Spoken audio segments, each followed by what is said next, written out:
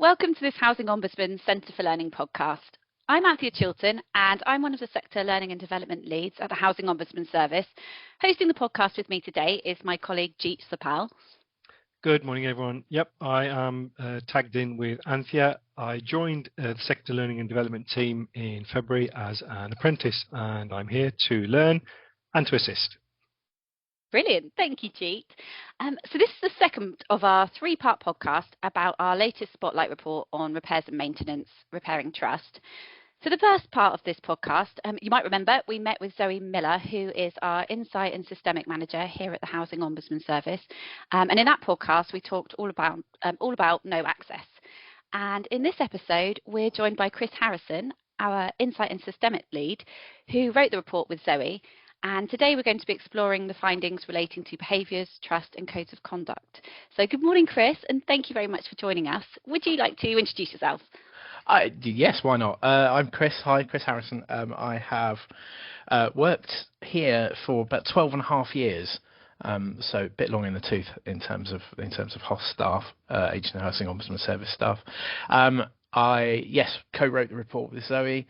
I wrote particularly the section we're going to talk about today regarding behaviours and codes of conduct and such, which was a fascinating bit of research to be a part of. Thank you. Thanks for having me. Thanks, Chris. It's great to have you here and looking forward to hearing all about that. So Jeet and I have a number of questions for you. Our first one is all around recommendation 9 of the report, which calls for a code of conduct for staff and contractors visiting residents' homes. So what kinds of behaviours should this code prioritise to improve resident experiences? Well, that's a good question. So some of it is simple human courtesy. Codes of conduct also ought to focus on basic reasonable behaviour.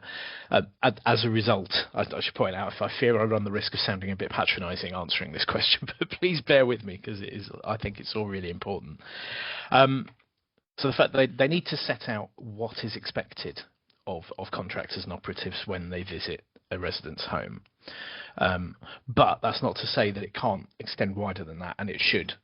Those codes should include the things that happen before a visit to a resident's home. So frequently a telephone call will be the first interaction that a contractor or an operative has with a resident before the visit. So it's important to be sure that goes well.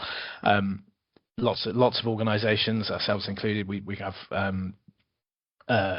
set ways for staff to introduce themselves on the phone, and some other expectations about how you manage telephone calls. So that should absolutely be referenced in a code of conduct. The flip side of that, I suppose, is that anybody who's worked in customer service will know that sometimes those telephone calls can get out of hand. There's a case study in the report on page 28, I think, about Ms. V, which had a complaint about the contractor's telephone conduct. So it does come up quite a lot. Staff need to be able to handle challenging telephone calls in a calm and reasonable way. And one of the things I always want to say about that is that, particularly our previous Spotlight, the Attitudes, Respect and Rights Spotlight report, emphasised that ability to handle difficult contact is a professional skill. It's not something that you can just necessarily expect staff to be able to do. Lord knows it took me years to get any good at it. So it's definitely something that needs time and investment and training and thought and enshrining in these codes of conduct. More practically, this parking comes up quite a lot. That's something that I should talk about. So codes of conduct might include something about parking as considerately as possible, as reasonably practicable. So not blocking anyone from entering or leaving the property, that sort of thing. Contractors and operatives told us during field work we did for this report that parking can be an absolute nightmare, particularly in London. So landlords whose teams have this problem might want to think about it a little more carefully. But it is something that causes complaints on occasion. So something to bear in mind. So then we get to the actual visit So when that front door opens, that there are a lot of things that need to go really well, really quickly, in order to sort of build and maintain the trust on both sides, contractor and resident, in that interaction. So contractors need to, introduce themselves politely, show some ID, remind the resident what it is they're there to do, even asking something simple as, can I come in? That sort of thing. So gives the interaction that respect and that trust is established quite quickly. So those expectations can be set in codes of conduct, how you present yourself when you arrive. Repair work itself can obviously be noisy and messy by its very nature. So it's probably important to make sure that your staff are expected to take all reasonable steps to keep noise and mess to a reasonable level. If not, an absolute minimum is difficult, but a reasonable level. So avoiding making unnecessary amounts of noise, for example. Power tools, yes, fine. Unnecessary shouting, no, maybe not. So things to think about there. A simple issue to bring up here, which comes up, you wouldn't believe how many times this comes up in casework. So in many cases in the past where residents have been horrified when a contractor uses their toilet without asking first. So ask first. And by the same token, any other sort of facility the resident might have, including things that might cost them money. So you're in their home, you're reasonably using their electricity, water. You might ask if you might need to boil a kettle for some reason to maybe unclog a pipe, or I don't know. But just be respectful of the place that you're in. So that all that needs to sort of really be enshrined in these codes of conduct. Don't smoke in the property. I think it probably goes without saying these days. The attitudes towards smoking seem to have stopped, but I'd argue that includes even those sort of strawberry flavoured vape things that I always get caught in clouds of smoke off when I'm walking on the street. Those codes also need to include leaving properties as neat and tidy as they were when you arrived. Before and after photographs of the area in question can often help with that. Landlords often use those as record of the work that they've done. Although again, I'd say before you start taking pictures of somebody's home, it might be a good idea to ask them first. Tidiness can be particularly important if a resident has sort of mobility issues or impaired vision or something. Disabled resident groups we spoke to and read about drew our attention to things like materials being left all around, presenting trip hazards to people who might not otherwise see them, and that goes for communal areas as well. There could be somebody else in the estate that has such a disability. So bears thinking, just considerate behaviour like that.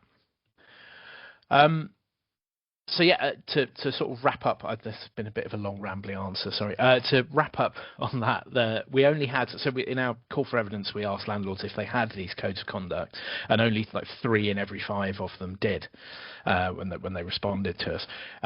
We really believe, and this is why it's a recommendation in the spotlight, we really believe that having these codes can avoid complaints about contractors and operatives' conduct arising, but it also crucially, especially for us anyway, gives complaint handlers and investigators a reasonable framework to hang their decisions on. So if you're actually, there's another case study, page 27 of the report that gives a good example of how these codes of practice are used in practice. Stop saying practice. So the resident in that case study complained to the landlord about the on-site caretaker, who he clearly found intimidating. There was a leaf blower involved somehow, but I can't quite recall the details. The landlord's response was measured. It was well balanced. It investigated appropriately. It changed that caretaker's patch slightly, so it wouldn't need to interact with this resident at all, which was Probably a little bit over and above, but not a bad idea. And obviously didn't, they obviously could. They obviously had the resource to be able to do it, so why not? But at the same time, that it had no evidence. It could find no evidence that this caretaker had acted in breach of what they expected, what was set out in their code of conduct. And it was able to refer to that in the complaint response and explain to the resident why it had not taken the action the resident wanted, which was for this guy to get fired. So it was really, really useful. They could use that to explain exactly what that code of conduct meant. So yeah, the use of that code was really important in our decision that there was no maladministration. It would have been equally important, I suppose, if the landlord had found evidence that the caretaker had breached that code, because it would have had a basis to take action, and it would have been able to explain to the resident what it was doing, with the usual caveats about personal information and HR. But it was a really, really useful tool. So I can't stress it enough. Please have a code of conduct. Thanks for that, Chris. That's a really helpful breakdown, and it highlights how even the smallest gestures, like asking before using a facility or introducing yourself, can make a massive difference in how residents feel. And it's interesting how trust starts building from that very first phone call. So, speaking of trust, the report describes it as the missing piece in the repairs and maintenance puzzle. What are some of the key ways that trust is broken during the repairs process? Let me count the ways. I think the relationship. I don't. This diagram that I had in my head didn't quite make it into the report, but I think of the relationship as a triangle.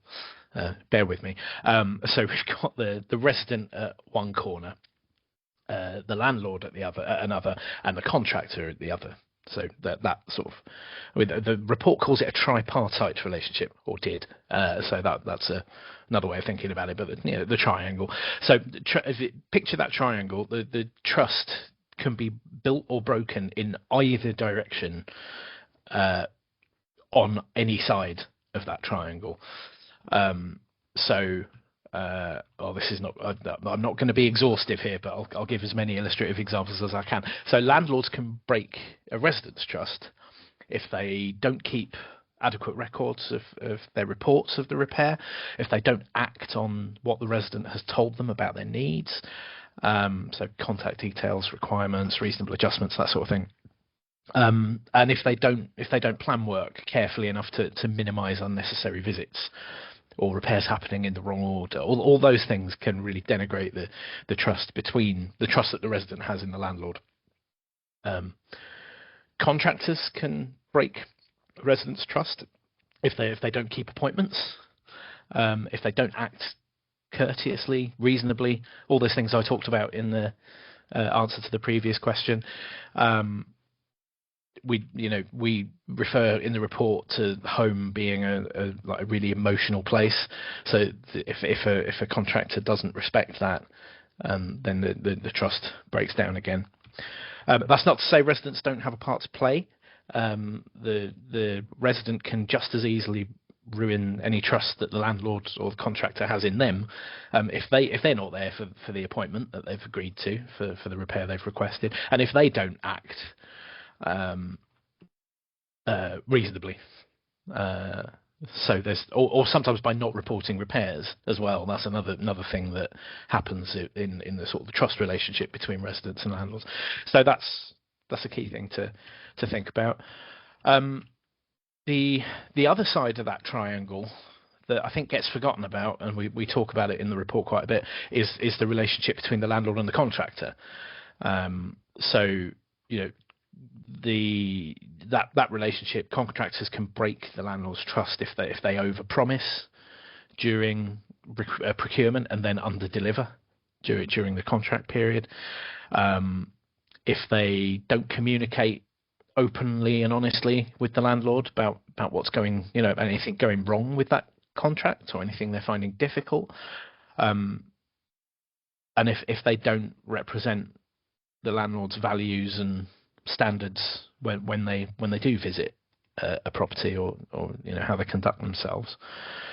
And similarly, the other direction, landlords can break contractors' trust if they don't investigate complaints about contractor staff fairly, if they don't provide the contractor with all the information they need before arriving at a property. That causes huge frustration for contractors and operatives if they don't know what's going on, what's behind, who is behind the door, what's behind the door, all that sort of stuff, and not, perhaps sometimes landlords don't always sort of value or act on a contractor's or an operative's professional opinion about what's going on.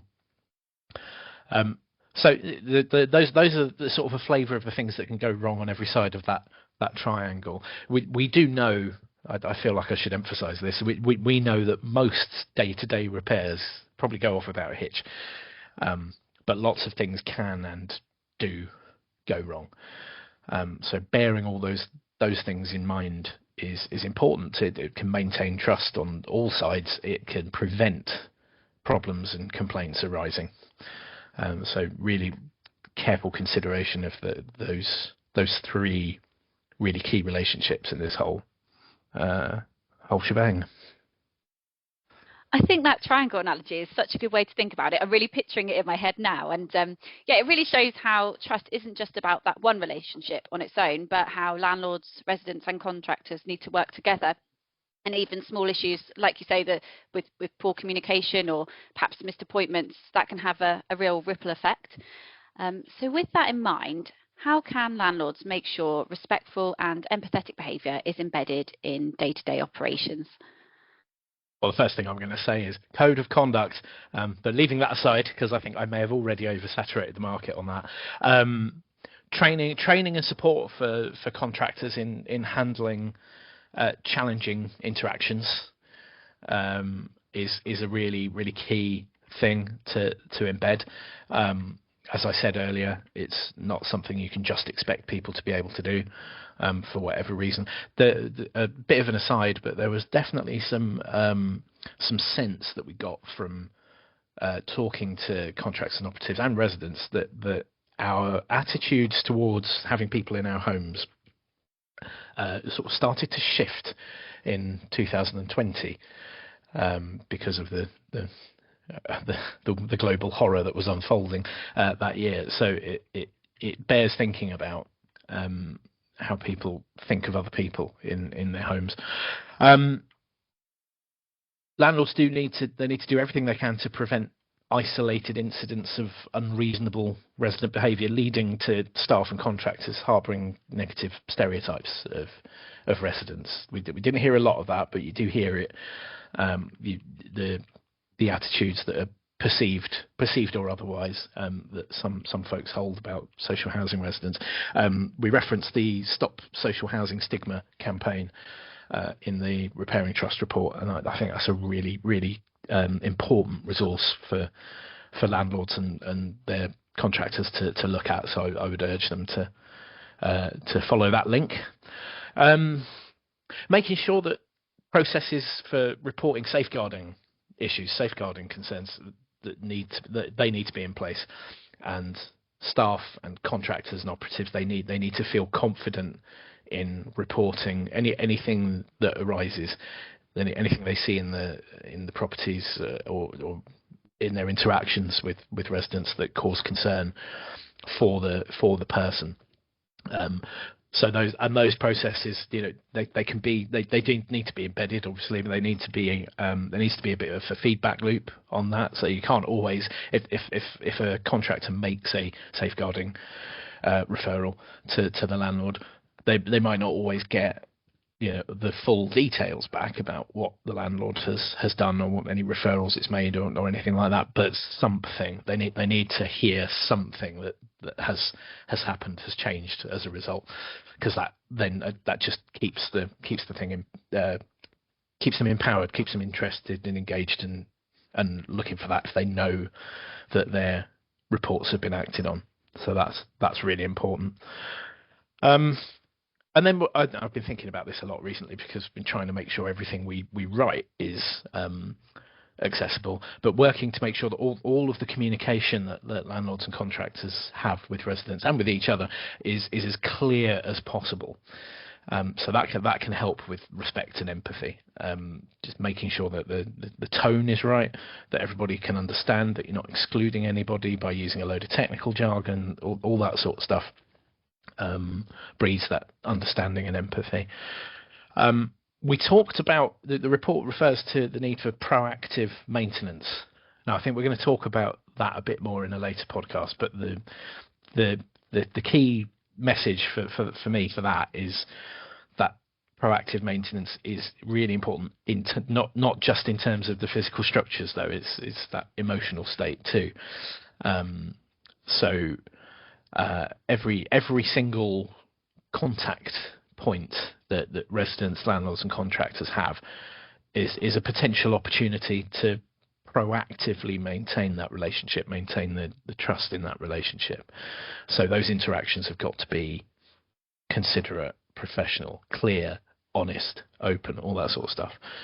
In the same way that every visit to a property is a potential opportunity to proactively maintain that property. You might see something that hasn't been reported, or think, oh, that's not right, that could be better, all that sort of stuff.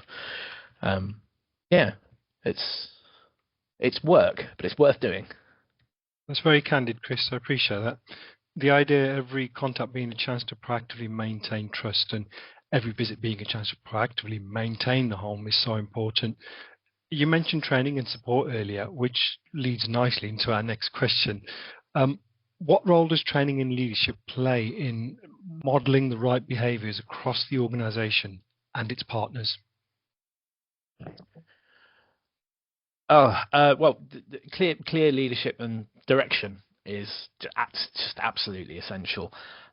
So in all of our thematic and systemic work at the Ombudsman, we often find that there is a sort of a disconnect, if you like, between head office and the front line. So in some organisations, there's some work to do to ensure that the values of an organisation, which will be set in all good faith by the folks at the top, and hopefully involving residents too. There's a lot of work to do to ensure that those values drive the attitudes and the behaviours of everybody in that organisation, regardless of seniority or role. That's key. So making sure that that the training that's needed is there, and identifying the gaps that you need to fill. Some of our other recommendations talk about that, how you can find the gaps in trust, if you like, and make sure that the leadership of an organisation is modelling and living those values and those behaviours. Getting a bit sort of introspective, perhaps, but I think our sort of our core beliefs as humans are often what informs our personal values. So if our beliefs, if our personal core beliefs aren't aligned in any way to the value of an employer, then there might be a problem. But with the training and education can inform and challenge sometimes any of those core personal beliefs and views, which might otherwise be getting in the way of providing a human-centric service that is in line with the values of an organisation. So, the good example of that is the stigma towards social housing residents I talked about earlier on. That if that is an ingrained belief, then the following the values of a social housing provider is going to be tricky. So those need to be challenged. That's a really important part of training and leadership, challenging those beliefs where possible. I've talked at length about the benefits of having a code of conduct, but I should add that they're an opportunity for a landlord to set out its a statement of intent or a mission statement about the standards that it expects of its staff and contractors, and the standard, it needs to be publicised as well, so that residents know what to expect. And It's really important. Those codes can become a really important part of an organisation's culture. That is how we demonstrate our views, our values, our this is it. So yeah, really, really important. I'll try and get through the rest of this podcast without saying code of conduct. That's my challenge. But yes. Thanks, Chris. Yeah, I think it's one thing to have values kind of written down, but it's quite another to see them reflected in everyday behaviour.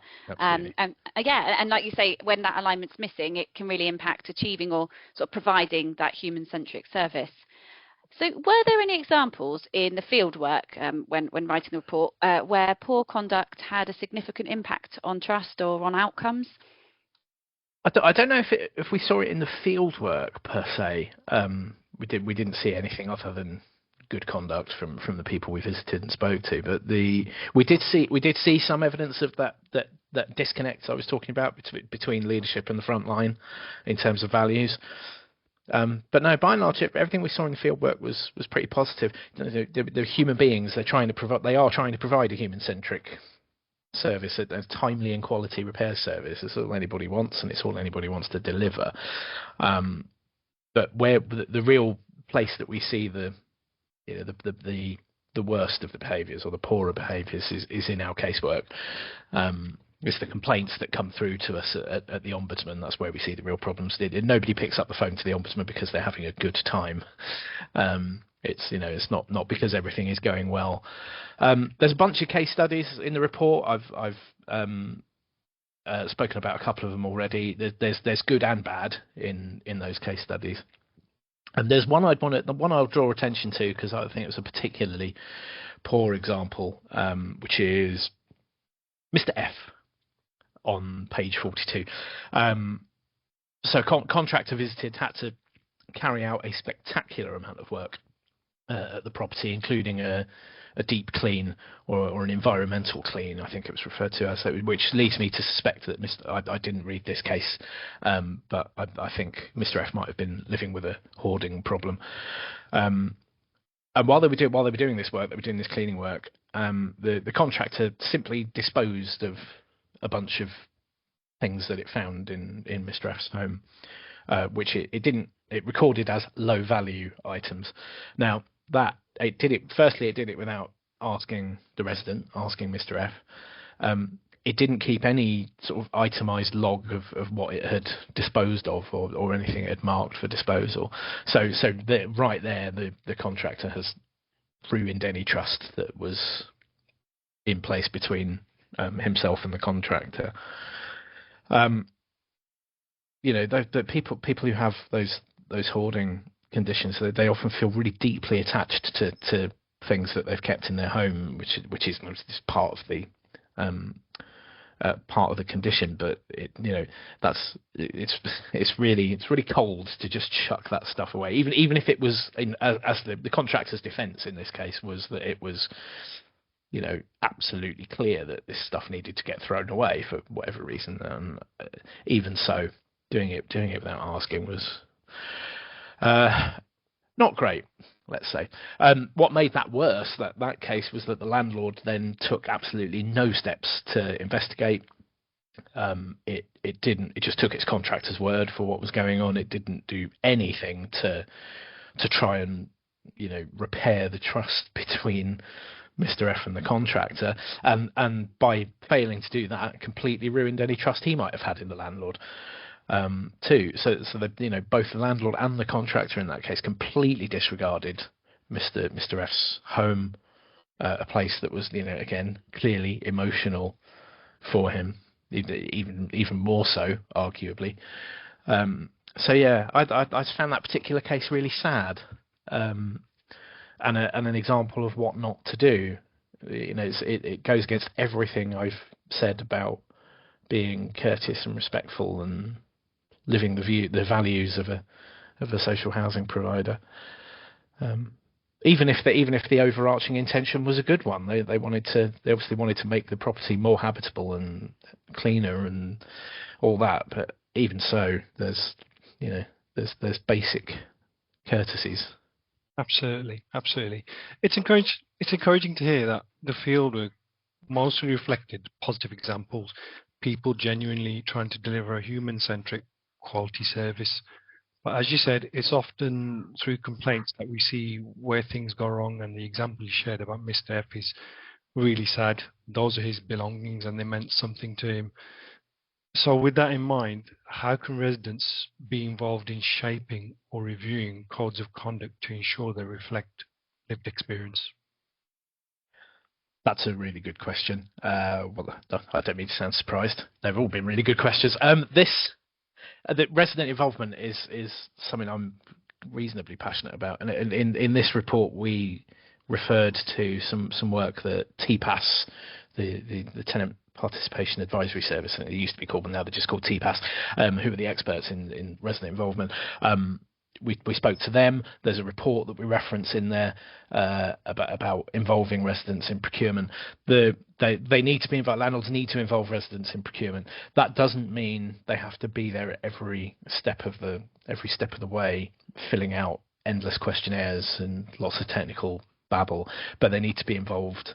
They can be involved much more usefully at a strategic level in setting what sort of service is being procured, the ethos. They get the opportunity to shape that, the ethos of the service that the landlord is procuring. So that can include setting expectations of conduct, and all that behaviour stuff at the contract stage. So that's super important. And residents can be involved just outside of procurement as well. They can be involved in those codes of conduct, in designing and reviewing them. I've said it again. Designing and reviewing them. The resident is to use an IT phrase, the resident is the end user of these services. So they are best placed to tell landlords exactly what it is that's important to them in their home. All of the stuff that we've said in this report, that there are specific things that residents will require and respond to within that. There isn't a one size fits all. People have different needs in different types of housing. They have different needs in different areas of the country. They have different needs for a variety of reasons. So it's really important to involve residents in designing that service and the expectations of the people delivering those services, and the expectations residents should have of those. Yeah. Oh, thanks, Chris. Well, actually, that was our last question for you. And although we didn't quite get away with not mentioning codes of conduct, I think we've ended. But I think we've ended on a really important point or reminder there, that residents are the end user. And as you say, they are the ones best placed to tell landlords about their own experiences in their own home. So involving them in shaping codes of conduct, especially if possible from the procurement stage, it really helps make sure those standards reflect what really matters to residents in practice, rather than kind of perhaps what landlords think matters. It really reflects what matters to those residents. So thank you very much for your time today, Chris. Hearing about all of your insights has been really interesting, and I'm sure that those listening will have found them valuable too. Thank you to everyone listening as well. Stay tuned for part 3 of this podcast, where, as I mentioned earlier, we're lucky enough to be joined by both Zoe and Chris, and we're going to talk about the findings of the report that relate to quality assurance. So thank you, everyone, and until next time.